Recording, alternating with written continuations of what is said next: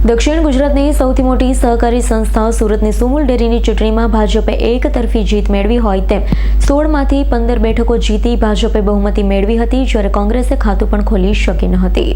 સુરતની સુમુલ ડેરીની ચૂંટણીના પરિણામોમાં ભાજપનો સ્પષ્ટ વિજય થયો હતો. કુલ 16 બેઠકોમાંથી ભાજપ સમર્થિત ઉમેદવારોએ 15 બેઠક પર જીત મેળવી બહુમતી હાંસલ કરી, જ્યારે એક બેઠક પર અપક્ષ ઉમેદવાર વિજેતા બન્યા. કોંગ્રેસ આ ચૂંટણીમાં એક પણ બેઠક જીતવામાં નિષ્ફળ રહી છે. પરિણામ બાદ ભાજપ સમર્થકોમાં ખુશીનો માહોલ જોવા મળ્યો. જીતની ઉજવણી કરવામાં આવી. સુમુલ ડેરીના આગામી સંચાલનમાં હવે ભાજપનું પ્રભુત્વ રહેશે. માંડવી બેઠકના ઉમેદવાર મને ભારતીય જનતા પાર્ટી તરફથી ઉમેદવારી કરાવી હતી, તો પ્રથમ તો ભારતીય જનતા પાર્ટીનો ખૂબ ખૂબ આભારી છું. અને એ સાથે એ ભારતીય જનતા પાર્ટી વિશ્વાસ મૂકેલો મારા પર, એટલો વિશ્વાસ મારા મતદારોએ પણ મારા પર મૂક્યો, એ બદલ મતદારોનો પણ ખૂબ ખૂબ આભાર માનું છું. અને 129 પૈકી મને 114 મત મળ્યા છે. ફક્ત 15 મત કોંગ્રેસ પ્રેરિત ઉમેદવારને ગયા છે. તો આ ભારતીય જનતા પાર્ટીના મારા મિત્રોને પણ ખૂબ ખૂબ આભાર.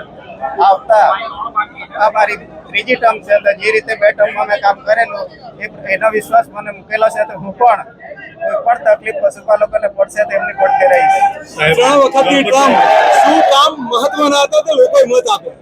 મહત્વના જો ડેરીની વાત આવે તો ડેરીના મકાનો, ઇસ્યુ, આજે જીવન મંડળીના જે પણ કામો હોય એ તમામ કામો કરવાના મેં પ્રયત્ન કરેલા. આખા તાલુકામાં પણ આખા જિલ્લામાં વધુમાં વધુ ઇસ્યુ મારા માંડવી તાલુકામાં કરાયેલા. કોલપાડ મત વિસ્તારમાંથી સુમુલની ચૂંટણી અંગે મેં ઉમેદવારી કરી હતી અને ગામડે ગામ મારા મતદારોને મેં સીધો સંપર્ક કરી. મતદારો મારા પર વિશ્વાસ મૂક્યો છે, એટલે વિશ્વાસ મૂક્યા પછી મારી પણ જવાબદારી બને છે. એટલે હું ખાતરી આપું છું કે પશુપાલકના હિતમાં હું નિર્ણય લઈને પશુપાલકના 2 પૈસા ક્યાં વધારે મળે એ દિશાના પ્રયત્ન કરવાની આજે પણ ખાતરી આપું છું. સહકાર મંત્રી બી ભારતીય જનતા પાર્ટીના કેન્દ્રમાં, અને તમે આ સહકારી આટલી મોટી સંસ્થા કઈ રીતે સેતુ બનશો?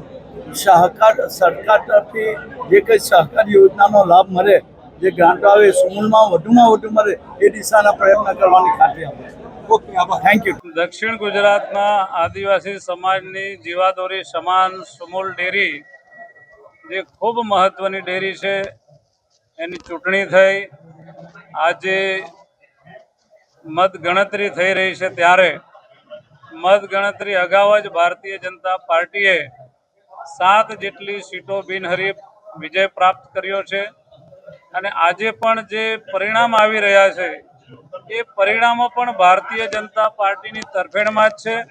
કારણ કે આદરણીય પ્રધાનમંત્રી શ્રી નરેન્દ્રભાઈ મોદી સાહેબ અને આદરણીય ગુજરાતના મુખ્યમંત્રી શ્રી ભૂપેન્દ્રભાઈ પટેલ સાહેબ અને અમારા ભારતીય જનતા પાર્ટીના પ્રદેશ અધ્યક્ષ જગદીશભાઈ વિશ્વકર્મા સાહેબ જે પ્રકારે ગુજરાતમાં અને દેશમાં ખેડૂતો અને પશુપાલકો માટે સરકાર કામ કરી રહી છે ભારતીય જનતા પાર્ટીની, એ જોઈને આજે પણ છેલ્લા 15-20 વર્ષથી ફરી એકવાર પશુપાલકોએ ભારતીય જનતા પાર્ટી ઉપર જ વિશ્વાસ વ્યક્ત કર્યો છે અને ફરીવાર 5 વર્ષ માટે ભારતીય જનતા પાર્ટીને પશુપાલકોની સેવા કરવાની તક આપી છે.